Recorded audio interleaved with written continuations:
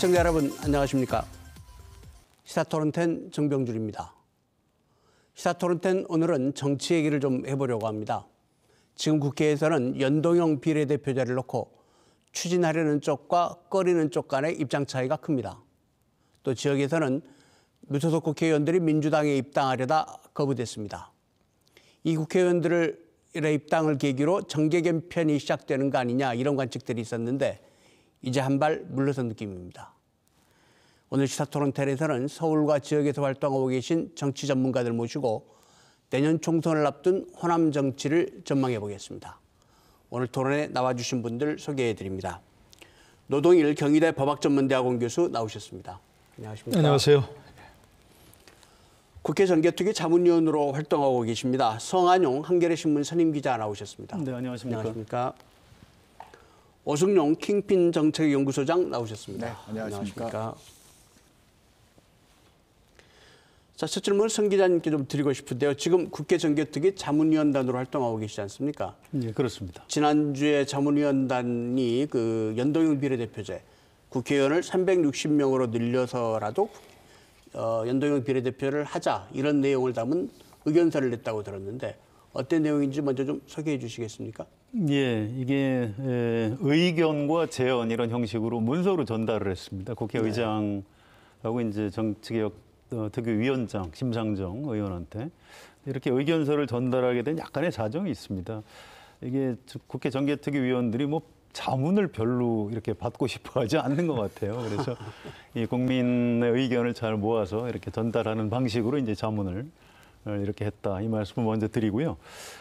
지금 현행 제도의 가장 큰 문제점이 이제 비례성이 너무 떨어진다는 거거든요. 어떤 권역에서 한 50에서 60% 정도 득표율로 한 80, 90% 의석을 다 가져가 버리는 좀 상당히 좀 심각하다 해서 이제 이 문제를 바로잡기 위해서는 비례성을 높여야 된다 이렇게 이제 의견을 모았고요. 근데 이제 현 제도에서 너무 국회의원 선거제도를 한꺼번에 많이 바꿀 수는 없는 거기 때문에 현 제도에 가장 가까우면서도 비례성을 높일 수 있는 방법이 연동형 비례대표제다 이렇게 결론을 내리고 연동형 비례대표제를 권고를 했고요. 현실적으로 연동형 비례대표제를 도입하려면은 현재 이제 지역구 의석이 253석, 비례가 47석인데 비례대표 의석을 좀 60석 정도 늘려야 지역과 비례 비율을 어느 정도 해서 비례성을 높일 수 있겠다. 그래서 이제 360명 정도로 의원 숫자를 늘리는 것이 좋겠다. 이제 이런 의견을 냈습니다. 그동안에 국민들이 국회의원 수를 늘리는 게 별로 동의하지 않을 거다 이런 얘기들도 사실 많았지 않습니까? 그렇습니다. 그런데 이제 자문위원단이 전직 국회의장들도 계시고 또 정치하시던 분들도 계시고 시민사회에 또 선 기자님 같은 언론인들도 계시고요. 어쩌면 국민들의 여론을 대표할 만한 분들이 계신데 그 논의 과정에서 결정은 쉬웠습니까? 어떻게 진행이 됐습니까? 굉장히 어려웠죠. 이게 국회의원들이 지금 정수 늘린다는 것에 대해서 여론조사를 해보면 반대가 압도적으로 많습니다. 뭐 여러 가지 이유가 있겠습니다만 국회의원하고 국회에 일단 1차적인 책임이 있는 것이고요. 그분들이 우리 의석을 늘려달라 이렇게 입이 안 떨어지는 거죠. 그래서 이제 외부의 학계라든가 언론계 이런 데 있는 분들이 좀 대신해서 얘기를 해준 측면이 있습니다. 사실은 우리나라 그 재원 의회 국회의원이 200명이었고요. 그 당시에 우리나라 인구가 2천만 명이었습니다. 지금은 5천만이 넘죠. 그래서 산술적으로 하면 지금 한 500명 정도 이상 국회의원을 뽑는 게 맞는데 또 뭐 그렇게까지 많이 뽑을 수는 없는 거죠. 현재 이제 300명인데 너무 적으니까 학자들한테 물어보면 한 400, 한 30, 40 정도 얘기를 합니다만 우리 국민들 정서상 그건 받아들일 수 없을 것이다. 그래서 한 360명 정도까지는 늘리는 게 어떠냐 이제 이런 의견을 이제 내본 겁니다. 용감하게. 네. 그 발언을 시작하시면서 국회 정개특위가 자문안을 받을 생각이 별로 없어 보인다 이렇게 뭐 농반진반 말씀하셨는데 어떻게 이해해야 될까요? 그 상황은? 이 굉장히 중요한 선거제도 개편이고 국회의원들이 그 자기들의 정치적인 이해관계가 걸려 있기 때문에 그 기득권은 이제 쉽게 놓으려고 하지 않죠. 그래서 외부의 자문위원들이 좋은 의견을 내도 본인들 이해관계가 맞지 않으면 좀 받아들이기가 이제 쉽지는 않을 것이다. 그런 의미에서 말씀을 드린 겁니다. 네. 조 교수님, 어제는 시민단체들이 또 국회에서 모여서 연동형 비례대표제 해야 된다 주장도 했고, 오늘은 또 그 민주평화당의 정동영 의원이 연동형 비례대표 촉구하는 그 신년 기자회견도 하고 했는데 네네. 전망은 어떻게 보십니까? 이게 잘 될 것 같아 보이십니까? 우선 전망만 말씀드리면 사실 저 아까 말씀하셨지만 어렵지 않겠습니까? 우선 가장 중요한 결정권자인 국민들이 지금 정치권을 절대적으로 불신하기 때문에 늘리는 게 무슨 말이에요? 차라리 줄여야 한다. 이렇게 좀 얘기하고 있는 것도 상당히 많이 있고요. 또 이제 정당 차원에서 조금 좁혀보더라도 민주당이 과거에는 그렇게 연동형 비례대표제를 아주 결렬히 옹호하다가 지금 뭐 안 하겠다는 거 아닙니까? 거의. 물론 이제 그렇다고 해서 뭐 완전히 안 하겠다는 게 아니고 이제 현행 정수를 유지하는 대신에 권역별로 이제 뭐 비례대표를 하겠다 뭐 이런 거니까 사실 지금 논의되는 연동형 비례대표제와는 사실 크게 뭐 차이가 있는 뭐 그런 것들이니까요. 현실적으로 쉽지 않다고 생각이 됩니다. 근데 저는 좀 우선 그것보다도 조금 그 이전에 본질적으로 조금 더 따져봐야 한다고 생각을 하는데요. 요즘 학계에서는 이제 연동형 비례대표제가 아주 이제 뭐 정말 유행어죠. 비례성을 높여야 한다 이런 것도 유행어고요. 그래서 저처럼 이걸 반대하는 의견을 내는 사람은 참 소수 의견인데요. 연동형 비례대표제 자체가 목적이 아니고 비례성을 높이는 게 목적이 아니지 않습니까? 그렇게 하면 우리나라 정치가 더 잘 돼야 한다는 그런 그게 목적 아니겠습니까? 그죠? 그런데 과연 저는 비례성을 높인다고 해서 정치가 잘 될 것이냐? 그 부분에 조금 회의가 있기 때문에 그렇습니다. 그래서 뭐 꼭 뭐 좀 여러 미국이나 영국 예를 들지 않더라도 뭐 그냥 소선거구제로 비례대표가 전혀 없는 데도 많이 있고요. 문제없이 잘 돌아갑니다. 그런데도 뭐 비례대표를 완전히 뭐 100% 비례대표를 한 데도 있고 뭐 독일처럼 우리가 지금 모델로 삼고 있는 그런 나라도 있고 그러니까 어느 나라 그 제도가 잘 되어 있기 때문에 우리가 그걸 도입해서 이식하면 잘 될 것이다 하는 건 절대 있을 수 없는 얘기죠. 남쪽 귤이 북쪽에 오면 탱자되는 거 뭐 다 하지 않습니까? 우리나라 정치의 문제, 불신의 문제, 국민이 이걸 받지 못하는 그런 문제는 사실은 연동형 비례대표제가 없어가 아니고 제가 보기에는 야당일 때 주장하던 거 여당 돼서 완전히 뒤집으면서 정말 눈 낯색 하나 변하지 않고 반대로 여당일 때 하던 주장 여당일 때 돼서 또 반 뒤집으면서 부끄러움을 모르는 그런 정치가 근본적으로 잘못된 것이고 저는 기본적으로 그런 것을 변하지 않는 이 정치 행태가 바뀌지 않는 이상은 연동형 비례대표가 아니라 뭘 도입해도 별다른 실효성은 없을 것 같다. 그 외에도 많이 있지만 일단 이 정도만 얘기하고 그래서 저는 연동형 비례대표제라가 현재 유행이 되고 있지만 그 자체가 맞는 그 어떤 처방은 아니다. 그런 얘기입니다. 제도를 바꾸기 앞서서 국회 행태부터 바꿔야 한다. 정치인도 그렇습니다. 예. 예, 그렇군요. 교수님 어떤 생각하고 계신가요? 네, 앞서 두 분께서 핵심적인 말씀들을 해주셨습니다. 선거제도 바꾸는 게 굉장히 어려운 작업인데요. 우리 성 기자님께서 말씀해주셨던 거에 조금 덧대서 제가 말씀을 좀 드리도록 하겠습니다.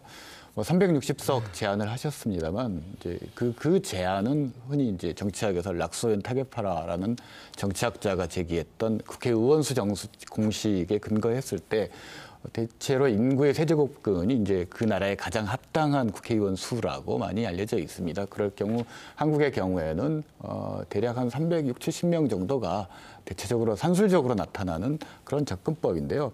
근데 이제 그 접근법은 어떤 거냐면 인구 중심적으로 비례성을 접근했을 때의 이야기라는 거죠. 그러면 우리가 어떤 비례성이라든지 국회의 만족도, 국회의 개혁이라는 부분들을 물론 인구 중심적으로 접근을 해야 됩니다.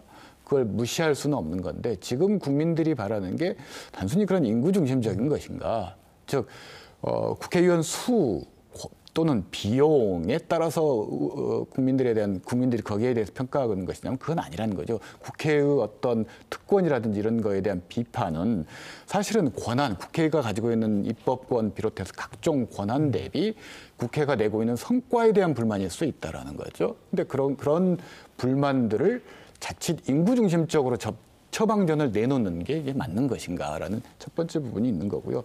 그리고 전반적으로 한국 정치, 국회에 대한 국민들의 만족도에 대해서 이 선거제도 개혁이라는 것은 이 만족도를 어떻게 높일 것이냐가 사실은 국민들이 듣고 싶은 이야기인데 정개특위를 비롯해서 국회에서 내놓는 의견은 처방전이 그냥 의원 정수와 관련된 문제, 비례성을 언급하고는 있지만 이렇게 가고 있는 것이 국민들이 원하는 것과 좀 미스매치가 되고 있는 거 아닌가. 저는 그런 생각을 갖고 있고 그래서 국민들의 지원을 받지 못하고 있는 거고 어려워지는 거죠. 어떤 그 숫자는 좀 본질이 아닐 수도 있습니다. 사실은 이제 비례성을 높여야 된다, 이제 이런 제도 개선을 하자는 게 이제 가장 중요한 포인트인데요. 이런 거죠. 그러니까 한국 정치의 가장 큰 문제점이 뭐냐? 이를테면 지역 어떤 권역에서 어느 정당이 독식을 한다는 겁니다. 영남 같은 경우에 이제 뭐 지금 좀 달라지긴 했습니다만 한 50에서 60% 득표율로 한 그 거의 다 의석을 가져가고요. 호남에서도 제 기억에 지난 총선 때 유권자들의 그 정당별 득표율은 한 5대 4 내지 6대 4 정도였는데 국민의당이 이제 압도적으로 거의 다 의석을 호남 의석을 가져갔죠. 근데 이런 식의 이제 지역 정당 구도로 정치를 하게 되면 자꾸 이제 그 선동 정치라고 할까요? 상대 정당, 다른 지역 정당에 대한 증오를 부추기고 이렇게 하면서 이제 지역 갈등이 더 이제 아주 악화되고. 그러니까 정책 정당으로 갈 길이 이제 요원해지는 거죠. 그래서 사실은 이제 그 돌아가신 노무현 전 대통령이 이 문제에 대해서 좀 피해도 많이 받고 굉장히 천착을 해서 이분은 이제 그 독일식 연동형 비례대표제 얘기를 했습니다. 그런데 이제 그걸 우리나라에 이렇게 이식할 수는 없는 거죠. 그래서 국회의원 정수 늘리는 거는 이제 두 번째 문제인데 현재 제도에서 비례성을 높이는 쪽으로 좀 선거 제도를 바꿔야 된다. 그러니까 이런 겁니다. 선거 정치 문화나 행태가 국회의원 행태가 하루아침에 바뀔 일은 없고요. 그것도 물론 정신 차리도록 해서 바꿔가도록 노력을 해야 되지만 또 이제 제도 개선도 반드시 같이 해야 되는 거거든요. 그래서 이번에 이제 어떻게든 해야 된다. 전 이런 생각이고요. 이게 중앙선거관리위원회에서도 굉장히 고민 끝에 2015년에 연동형 비례대표제를 했으면 좋겠다. 이렇게 안을 냈고 또 여야 5당 원내대표들이 12월 15일 날 연동형 비례대표제를 적극 검토하는 걸로 합의문까지 작성을 해서 발표를 했습니다. 사실은 합의해놓고 지금 그걸 지키고 있지 않는 이유가 뭔지 그 부분을 좀 더 각 정당이 좀 비판받아야 되는 거 아닌가 이런 생각입니다. 이제 근데 이제 지금 말씀하신 거 이제 그런 또 성 기자의 의견이나 또 지금 연동형 비례대표를 주장하시는 분들의 어떤 충심, 우리 정치를 바꿔야 한다는 그건 충분히 이해합니다. 저도 뭐 동의를 하고요. 그런데 과연 이렇게 꼭 개혁이라고 하는 것이 어마어마한 개혁을 야말로 국민과 또 어떤 뭐 그 현재 그 있는 정치권의 어떤 저항을 뚫고 해야만 개혁이냐? 저는 그렇게 생각지 않거든요. 흔히 하는 말로 왜 저 뭐 악마는 디테일에 있다고 얘기하죠. 저는 천사도 디테일에 있다고 생각합니다. 지금 현재 우리가 5당 체제를 경험했지 않습니까? 5당 체제를 경험했고, 근데 지금 과거보다 정치가 훨씬 더 잘 작동했느냐? 저는 그렇게 생각지 않았거든요. 처음 5당 체제가 갖춰졌을 때 얼마나 많은 이 언론들도 그렇고 국민들도 이제 협치가 잘 될 것이다. 이런 기대했지 않습니까? 근데 지금 별로 아니었단 말입니다.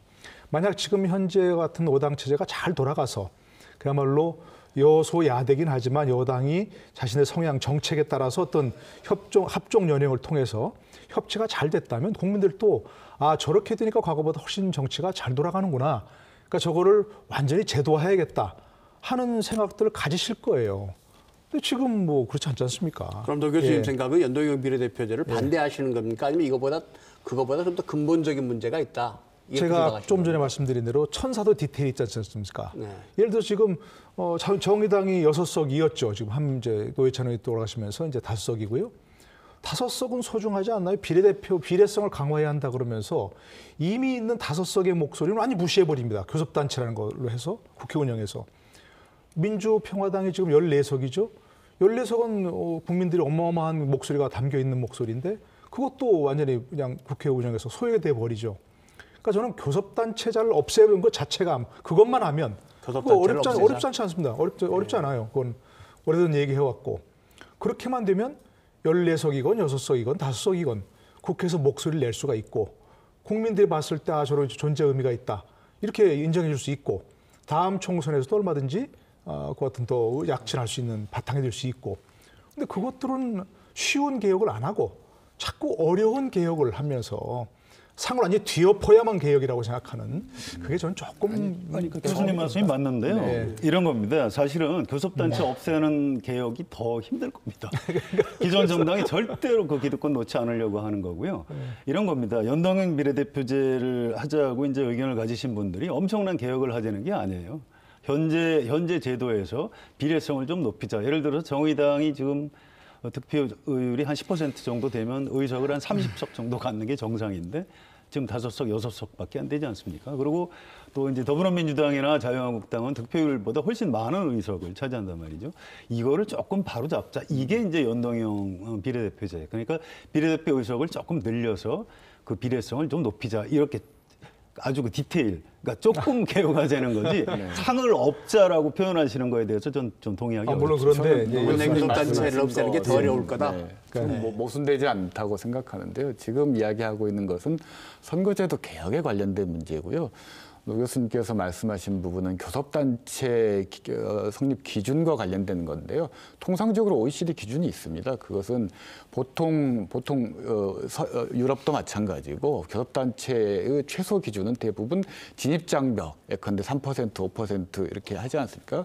그 진입장벽에 준해서 교섭단체 성립 요건을 대부분에 의해서 설정을 하고 있습니다. 우리나라는 거기에 비한다면 상당히 그 진입장벽이 높은 편이라는 거죠. 그건 낮추면 되는 겁니다. 국회에서. 선거제도 개혁과는 별개로 병행해서 얼마든지 할 수 있는 문제이기 때문에 그것 때문에 선거제도 연동형 비례대표제에 대해서 비판한다면 저는 좀 이건 뭔가 좀 맞지 않는 비판인 것 같습니다. 아니 그게 아니고 저는 그런 쉬운 개혁도 더 어렵다고 하셨지만 오래전부터 시민단체도 그렇고 얘기해왔던 부분입니다. 그런 개혁을 하면 사실은 연동형 비례대표제라는 걸 아까 우리가 얘기했지만 현실적으로 많은 어려움이 있다고 했지 않습니까? 그런 거 하지 않아도 또는 뭐 하지 말자는 얘기가 아닙니다. 하지 않아도 일단 현재 국회 운영에서 훨씬 국민들의 신뢰를 받을 수 있는 그런 방이 된다는 얘기입니다.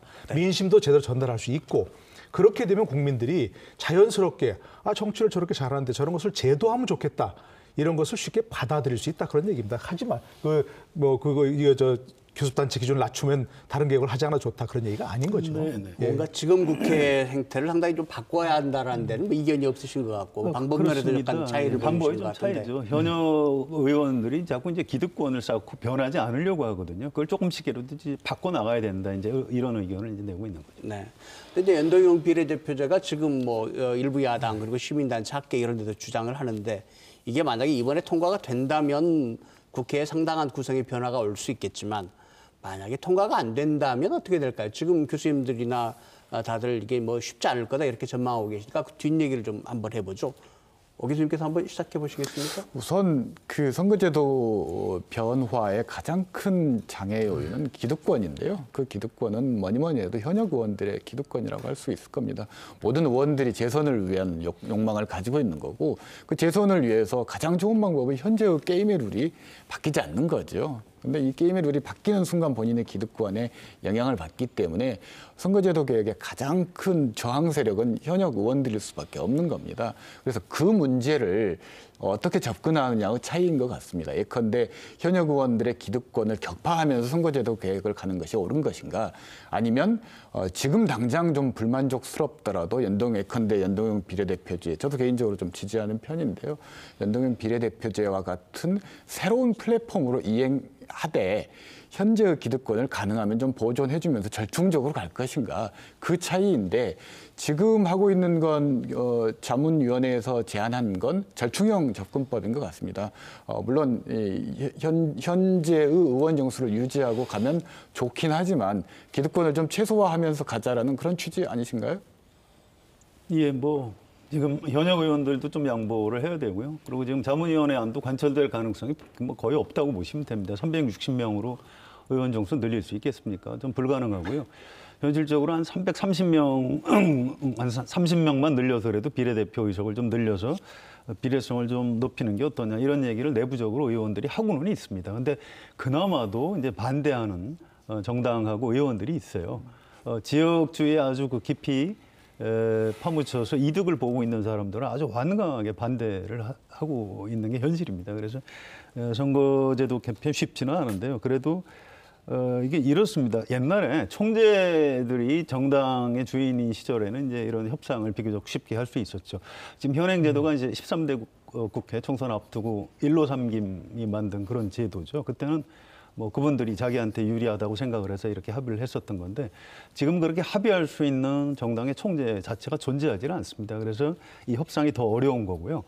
아까 말씀드렸듯이 원내대표들이 이 합의한 안에 보면 10% 정도는 의석을 좀 늘려서라도 연동형을 좀 해보자 이런 취지로 합의안이 돼 있는데 그것도 이제 국민들의 저항이 아주 강하니까 지금 이행을 못하고 있는 겁니다. 아무튼 의원들도 조금씩 서로 각 정당 이해관계를 좀 조정을 해서 제도의 어떤 그 변화를 조금 줬으면 좋겠는데 좀 답답함 같은 게 만약에 말이죠. 만약에 지금처럼 그러니까 비례대표성을 조금 높이더라도 지금처럼 소선거구제 중심의 선거가 내년 4월에 다시 치러진다면 지금 같은 5당 체제가 그대로 유지될 수 있을까요? 어떻게들 보십니까? 그건 당연히 안 되죠. 당연히 안 되고. 그러니까 지금 그래서 지난번에 이제 호남 지역을 석권했던 국민의당 그것이 다시 돌풍이 일어날 것인가 전혀 불가능하다는 거 다 알지 않습니까? 뭐 당시 돌풍의 핵이었던 뭐 안철수 전 대표 지금 이제 없고요. 그리고 지금 현재 그 호남 지역을 석권하고 있는 분위기랄까 이런 것들은 당연히 더불어민주당 문재인 대통령 이게 지금 석권하고 있지 않습니까? 그러니까 지금 국민의당 출신들 과거 그 좀 전에 뭐 잠깐 앞서서 모두에서 얘기하셨던 그 무소속 의원들 같은 경우도 민주당에 들어오고 싶어하는 것이고요. 민주당에서 받아만 준다면 뭐 들어올 사람들이 들어오고 싶어하는 사람이 많고 그러다 보면 지금 현재 민주평화당이 이제 존재하고 있지만 사실상 그 민주평화당 간판으로 달고서 뭐 호남 지역에서 뭐 올 수 있는 사람은 거의 없다고 볼 거 아니겠습니까? 지역구 관리를 잘한 사람. 지금도 열심히 하고 계신 분들이 있다고 제가 듣고 있는데 그런 분들이야 뭐 간판을 떼고 무소속으로라도 하시겠지만 그러니까 지금과 같은 체제가 존속할 수는 없겠죠. 현재와 같은 체제로 그렇게 간다면.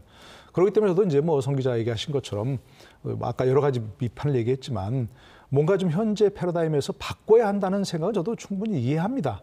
그래야 될 것 같고요. 그렇기 때문에 한 330명 정도에서 타협을 하되 저는 비례대표에 대한 국민들의 불신도 사실은 이게 굉장히 중요하다고 생각하거든요.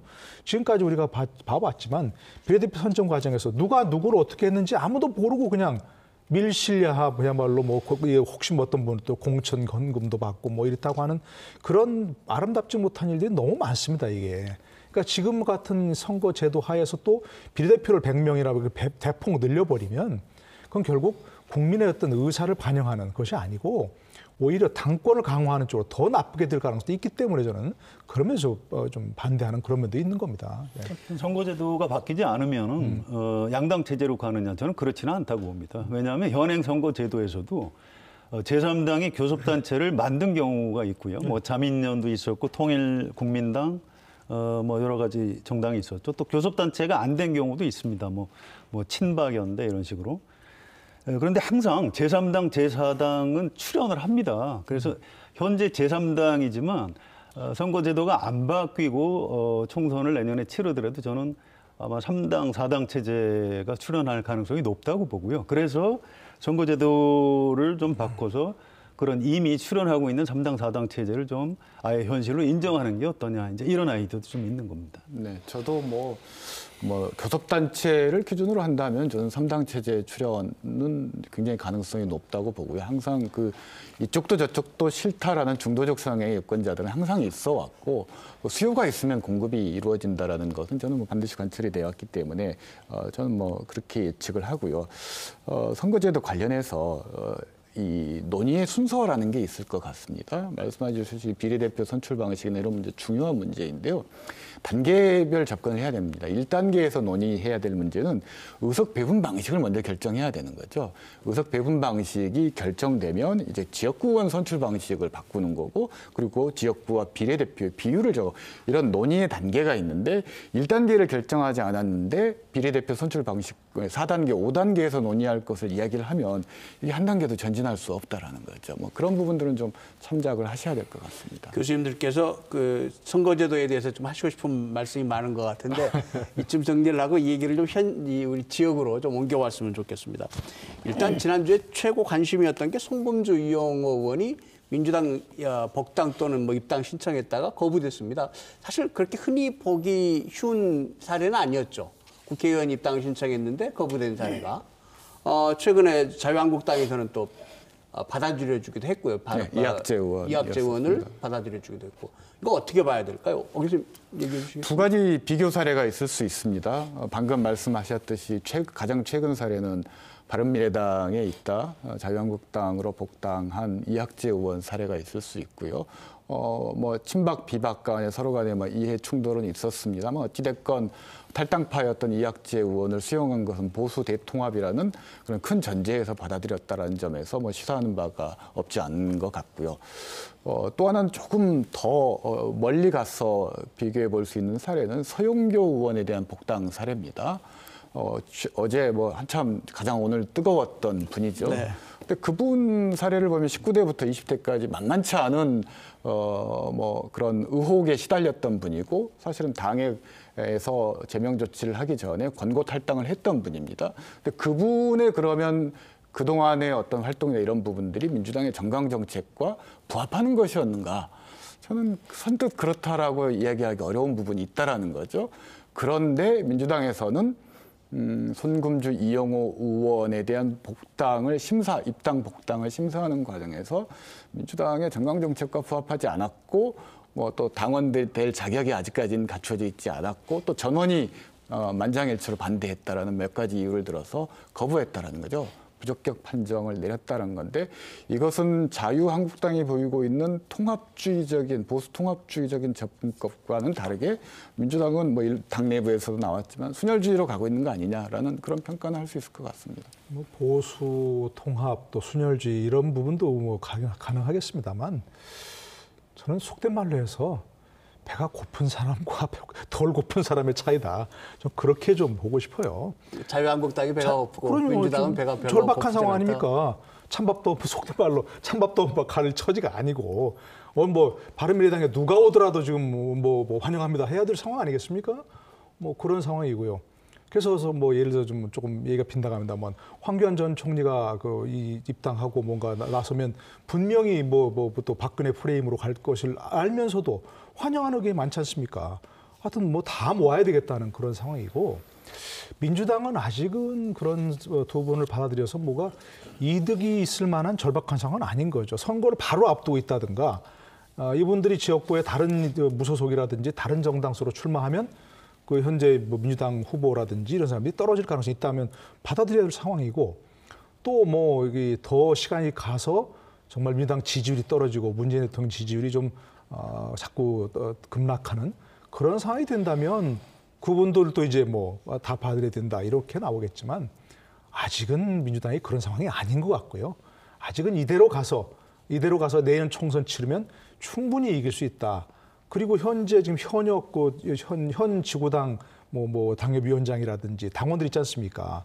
그런 반발을 물리치고라서도 그런 분들을 받아들여야 할 이유가 아직은 절박한 상황이 아닌 거죠. 그래서 이분들 지역구가 전남, 전북 이렇게 호남권이었기 때문에 뭐 그럴 수 있다. 그러니까 두 분 말씀에다가 이제 이런 관점을 좀 얹을 수 있을 것 같습니다. 이게 그런 결정을 굉장히 합리적인 어떤 결정을 누구 한 사람이 했느냐 그렇지 않습니다. 이게 손금주 이영호 의원 두 분이 이해찬 대표하고 홍영표 원내대표한테 좀 입당을 할 테니까 좀 받아달라라고 여러 차례 얘기를 했는데 이해찬 대표나 홍영표 원내대표가 그게 근데 내가 결정할 수 있는 문제가 아니다. 그러니까 일단 정기국회나 좀 끝나고 보자. 그래서 정기국회가 끝나고 이제 신청을 한 겁니다. 그래서 그 당원 자격 심사위원회라고 있어요. 거기에 보면 위원장이 사무총장입니다.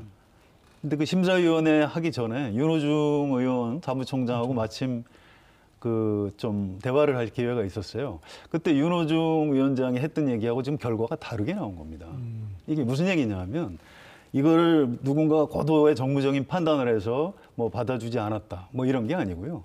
제가 보는 관점은 이 정당의 주인이 좀 바뀌어가고 있는 흐름이 있는 겁니다. 이게 누구 한 사람이 결정할 수 있는 문제가 아닌 거죠. 이해찬 대표도 당원 당규를 찾아봤대요. 그랬더니 이건 전적으로 당원 자격 심사위원회 위원들이 가지고 있더랍니다. 그래서 이걸 자기가 대표라고 이걸 이렇게 해라 저렇게 이렇게 얘기할 수 있는 계제가 없었다는 겁니다. 그러니까 이제 이게 이렇게 되면 정당의 이제 의사결정이 과연 그 제대로 되느냐 이런 좀 불안함 같은 게 있을 수는 있어요. 그런데 현실로 지금 벌어지고 있는 거죠. 그러면 이번 사례를 민주당이 좀 민주화돼 간다. 당내 정당 민주주의가 진행되고 있다. 이런 사례로 이해할 수도 있는 겁니까? 당내 민주주의가 진전이 된 사례라고 볼 수도 있고요. 또 반대로 보면 당이 어떤 그 규율과 기강이 좀 무너져 가고 있다. 리더십이 좀 작동이 좀 잘 안 되고 있다. 이런 측면도 있는 겁니다. 저는 어떤 관점에서 할 때 지금 첫 번째 얘기하신 뭐 그야말로 당의 어떤 뭐 제대로 된 면모를 갖춰가고 있는 거라고 생각합니다.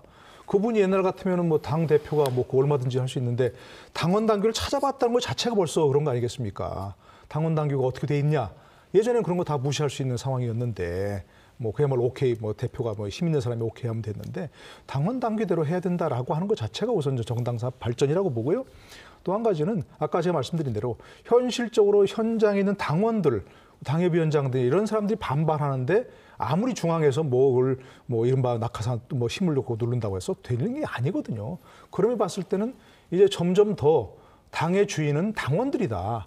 라는 쪽으로 자꾸 가는 게 바람직한 것이고 그런 추세 하나라고 봐야겠죠. 네, 뭐 그런 해석도 가능합니다. 긍정적으로 해석하면 뭐 그렇게 해석할 수도 있습니다. 보통 규정을 찾아보는 경우는 안 되는 이유를 찾기 위해서 우리가 규정을 찾아보는 경우가 많다라는 거죠. 그래서 아마 정당의 경우도 아마 그러지 않았을까. 저는 상식적으로 뭐 제가 뭐 송금주 이용호 의원을 뭐 지지하거나 뭐 그러지는 않습니다만 최소한 이해찬 대표나 홍영표 원내대표와의 기본적인 소통은 했을 거고 그런 소통도 없이 국회의원 2명이 입당 신청을 한다라는 것은 상식에 반하는 판단인 것 같고요.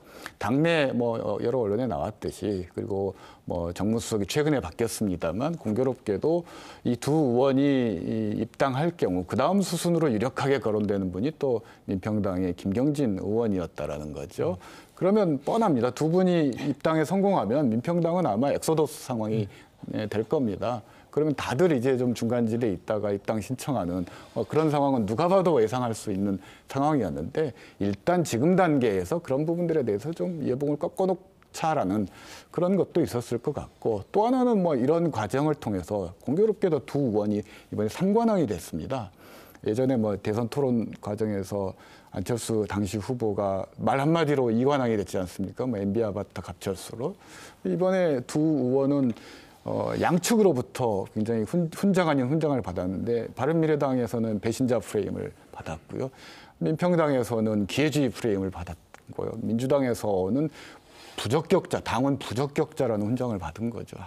하나의 행동, 하나의 결정으로 3관왕이 돼버렸다라는 거죠. 그런 정치적인 목적도 있지 않은가라는 생각이 듭니다. 이건 참 어려운 문제인데요. 이게 사실은 야당 의원이나 무소속 의원이 입당할 때 과거 같으면 항상 이건 청와대에서 결정하는 사안입니다.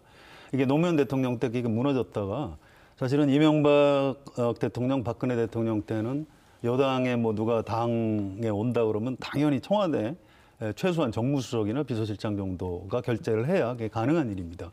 근데 이번에 송금주 이용호 의원 뭐 입당 신청하고 하는데 청와대가 무슨 개입됐다 이런 흔적이 아예 없어요. 그러니까 시대가 바뀐 거고요. 더구나, 그러니까 저도 참 당혹스러운데요. 제가 정치 부기자 굉장히 오래 한 편인데 아니 당 대표나 원내대표하고 얘기 없이 입당 신청을 했겠느냐. 이게 오래된 정치 부기자의 상식입니다. 그런데 이 사실관계를 따져보니까 그렇지가 않은 거예요. 그러니까 이해찬 대표가 이 사람들을 입당시키기 싫어서 규정을 찾아본 거는 아니더라고요.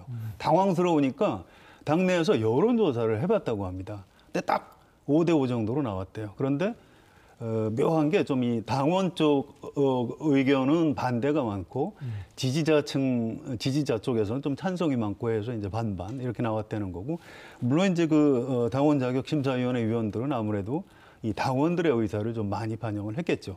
저는 이 정치적 결정이 민주당이 잘한 건지 못한 건지 그건 잘 모르겠습니다. 또 손해가 더 많다고 생각이 되는데 어쨌든 이 결정을 한 배경에는 그런 당원들의 의사가 이제 당의 의사결정 구조에 반영이 되는 이런 변화된 정치 현실이 있다. 이 말씀만 꼭 드리고 싶습니다. 이런저런 얘기들이 오가고 있는데 그렇게 보면 이 송금주 의원, 이용호 의원 입당과 관련해서 이걸 계기로 민주당이 무슨 정계 개편을 의도했다 이런 건 아니다. 이렇게 정리를 해볼 수는 있겠네요. 예, 저는 그렇지 않다고 봅니다. 예. 아직 그럴 때가 아닐까요? 정계 개편의 동력 자체가 사실은 지금 정당판에 별로 없는 겁니다. 최근에 정계 개편 뭐 어떤 사례가 있었나요? 뭐 바른정당 뭐 잠깐 나왔다가 거기서 바른미래당 만든 정도 그 정도. 사실은 안철수, 유승민 뭐 이분들 중심으로 약간 작은 규모의 개편만 있었지. 사실 우리 정치에서 이제 정계 개편을 할 수 있는 어떤 보수 정치 뭐 이런 것들이 이제 점점 사라져가고 있는 게 아닌가 이런 그것도 생각을 그렇고 시기적으로도 그렇고 별로 동력이 없는 거죠. 선거를 막 앞두고 나서 정말 의원들이 이제 발등에 불이 떨어지고 정당도 발등에 불이 떨어지고 만약 대표가 이해찬 대표 같은 경우는 내년 총선에서 총선을 앞두고 나서 일당 안 된다. 또 뭐 이제 정말 뭐 이런 쪽에 위기감이 느껴지면 그때야 당연히 있을 수 있죠.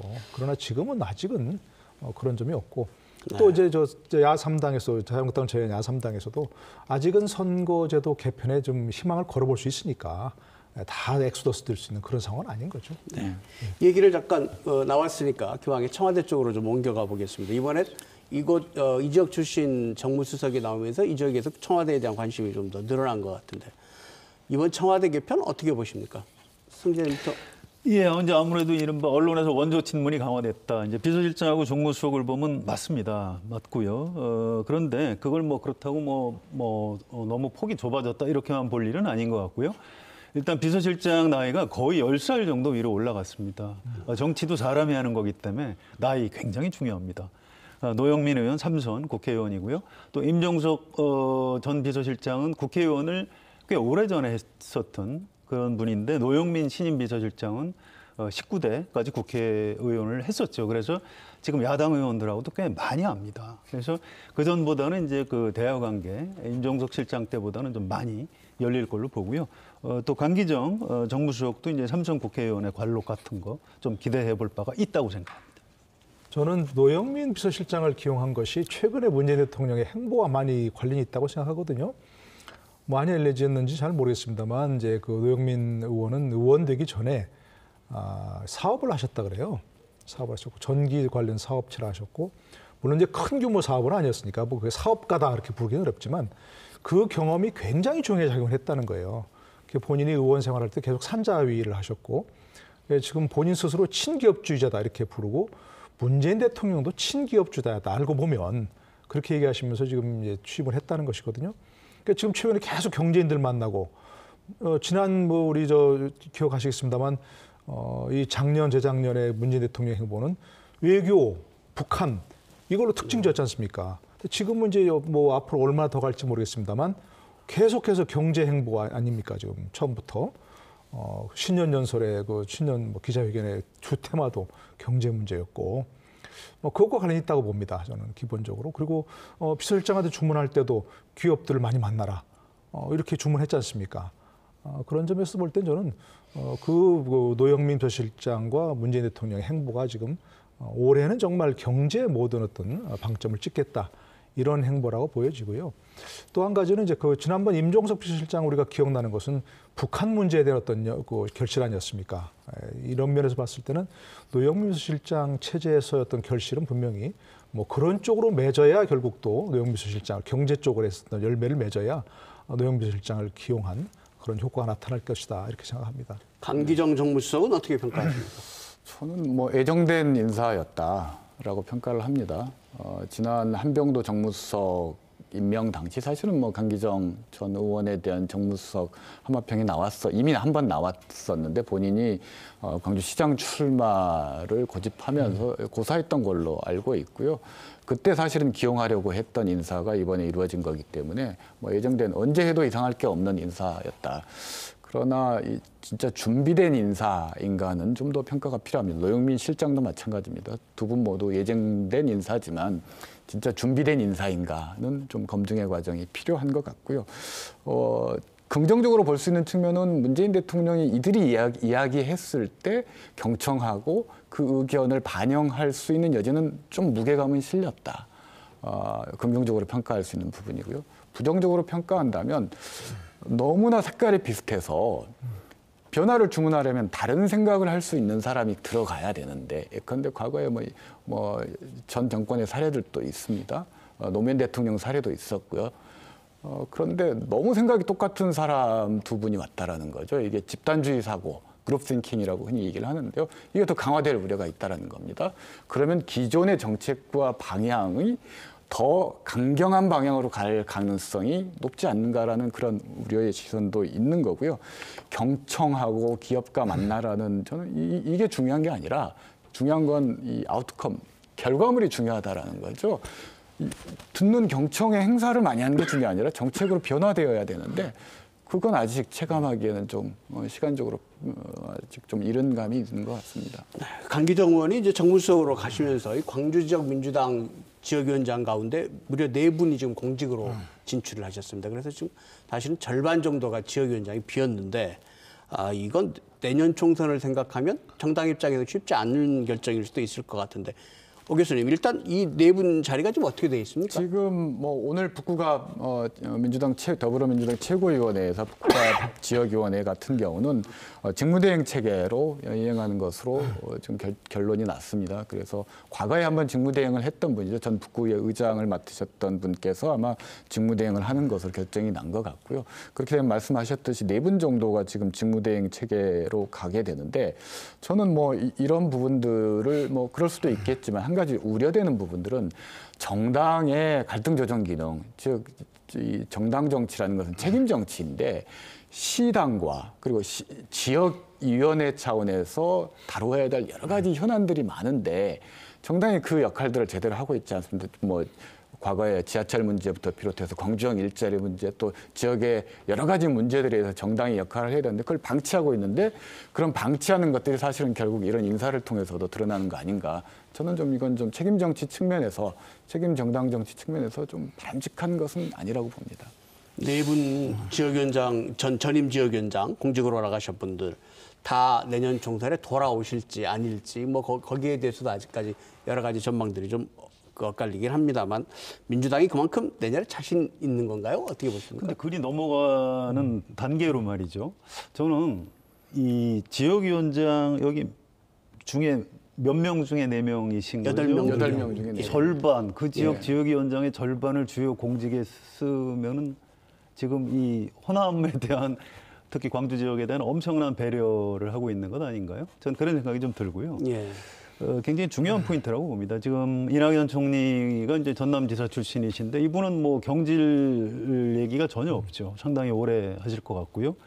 또 제가 정부 주요 인사할 때마다 출신 지역을 개인적으로 좀 유심히 살펴보는 편입니다. 이게 혹시 뭐 호남에 대한 우대가 처음에 좀 흉내만 내다가 중간에 좀 바뀌는 것 아닌가. 근데 그렇지 않더라고요. 지금도 호남 출신들을 꽤 우대를 하는 편입니다.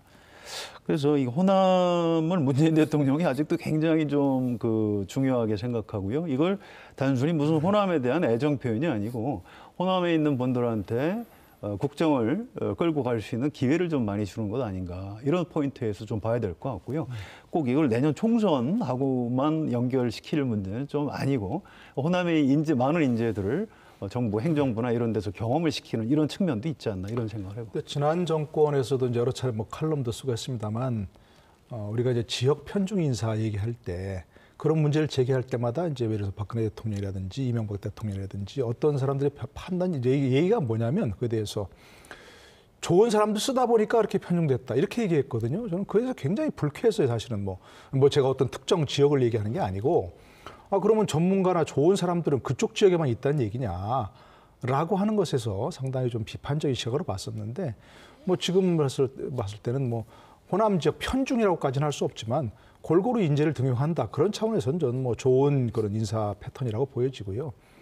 지금 아까 질문하신 그런 어떤 현재 이 광주 지역구의 어떤 공석 문제, 지역위원장의 공석 문제를 얘기한다면 예를 들자면 뭐 이제 콕 집어서 강기정 지금 수석 같은 경우는 지금 임명이 됐는데 내년 총선 나온다고 다 그만두겠습니다. 이럴 수는 없는 거 아닙니까 상황이. 그죠? 그렇게 되면 그건 너무 무책임하다고 지금 얘기가 될 것이고. 그러나 나머지 분들 예를 들어서 뭐 그 분들은 뭐 좀 양향자 씨라든지 뭐 또 뭐 민형배 또 이병훈 부장이죠. 그런 분들 같은 경우는 저는 공직을 맡은 지가 그래도 꽤 시간이 됐으니까 거기서 쌓은 경험으로 아마 내년 총선에는 뭐 충분히 나올 수 있는 시간적 여유도 그렇고 뭐 경륜도 그렇고 뭐 그런 점에서는 저는 전체적으로 조금 봤을 때 전체적으로 뭉뚱보다는 개별적으로 좀 판단하는 사정이 좀 있었다고 봅니다. 네. 뭐 내년 총선이 지금 1년 이상 남았기 때문에 전망하기는 좀 섣부르다 이런 생각도 듭니다만 내년 총선 얘기를 좀 간단하게 해봤으면 좋겠습니다. 지금 일단 민주당은 지역에서 굉장히 지지율이 높고요. 그런데 또 각 선거구마다 현역 국회의원들은 한 분만 빼고 다 다른 정당이란 말이죠. 괜찮을까요? 내년 총선 어떻게 보십니까? 뭐 여러 가지 예측이 있습니다. 가장 주요한 예측은 다음 총선에서는 민주당 지난 20대 총선에서 국민의당이 석권했던 것과 정반대의 현상이 나타나지 않겠는가라는 게 가장 일반적인 예측인 것 같습니다. 그리고 실제로 원외 지역위원장들 간의 경쟁이 굉장히 치열한 이유 중에 하나도 지금 지역위원장이 되어야만이 다음 공천에 유리한 위치를 차지할 수 있고 결국은 다음 총선에서 당선될 수 있는 지름길이라는 인식들이 있는 것 같은데요. 저는 아직까지 변수들은 좀 많이 남아 있다라고 보여집니다. 지금 지역위원장이 꼭 공천을 받는다는 보장이 있는 것은 아니고요. 또 지역에 없지만 수도권에서 출마를 준비하고 있는 분들이 제가 듣기로도 여러분들 계시기 때문에 지역 내 경쟁 구도는 좀 치열할 수 있다. 그리고 가장 중요한 것은 대통령의 지지율이 어떻게 변하는가의 문제를 좀 유심히 볼 필요가 있고 특히 호남은 그런 문제와 민감하게 좀 연관지어서 투표하는 성향들이 있어서요. 좀 지켜봐야 될 문제라고 봅니다. 그런데 말이죠. 4년 전, 그러니까 3년 전이네요. 3년 전 총선엔 국민의당이 삭스를 냈고 내년 총선은 또 그런 형태로 민주당이 삭스를 한다면 이건 좀 뭔가 변화가 있다고 하기 어려운 선거의 풍토 아닐까요? 어떤 변화가 있어야 할까요? 그래서 이제 선거제도를 조금이라도 이제 바꿔서 좀 복수의 정당이 어떤 권역에서 의석을 갖도록 하는 게 좋겠다 이제 이런 논의들을 하고 있는 거고요. 물론 이제 1년 이상 남았기 때문에 예측이 쉽지는 않습니다. 그런데 저는 이 정당이 각 정당이 경제 정책 또 한반도 평화 이 부분에 대해서 어떤 태도를 취하는가가 굉장히 중요하다고 봅니다. 저는 호남에서 문재인 대통령을 아주 강하게 지지하는 여러 가지 이유가 있겠습니다만 이제 햇볕 정책, 김대중 대통령의 어떤 정책적 계승자 이 부분이 강하다고 봅니다.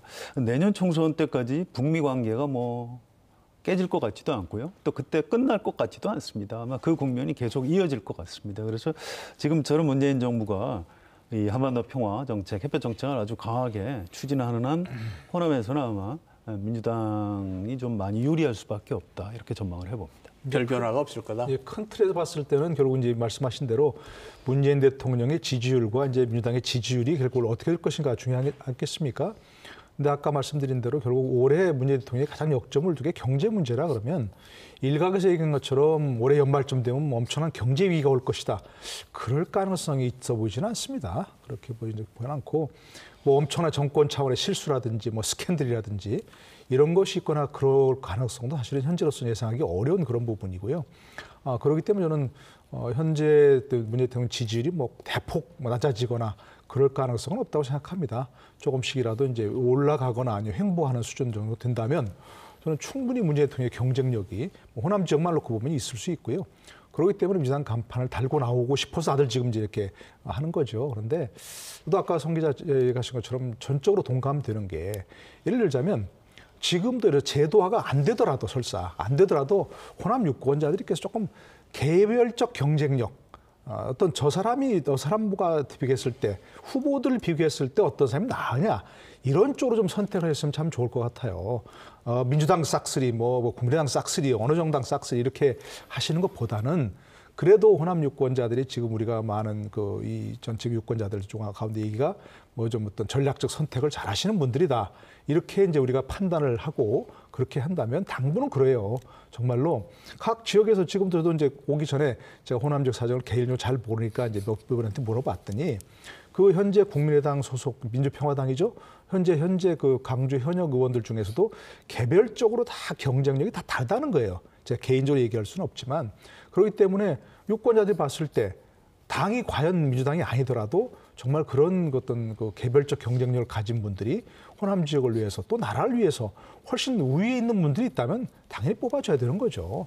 어느 한 정당이 싹쓸이 하는 것보다는. 우리가 맨날 정당을 보지 말고 사람 보고 뽑자, 인물 보고 뽑자 이러는데 잘 안 되거든요. 예. 좋은 방법 없을까요? 시간이 별로 없습니다. 좀 짧게 정리해 주시죠. 그거는 이제 후보가 오 교수님께 제가 지금 아니 뭐 예. 가장 좋은 방법은 좋은 정당의 좋은 후보를 보고 뽑는 것이 가장 현명한 방법인데요.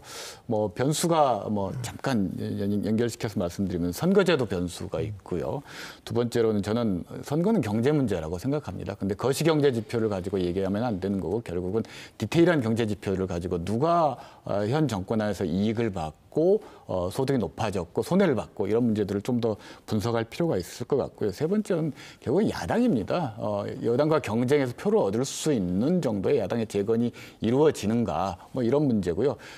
말씀하셨던 부분과 연관시켜서 누가 호남 지역의 최대 새로운 화두 중에 하나인 세대 교체에 성공할 수 있는가의 문제 이 한 4가지 정도 이렇게 지적할 수 있을 것 같습니다. 노 교수님 아까 말씀 잠깐 아끼셨으니까. 네, 아까 말씀 다 드렸는데요.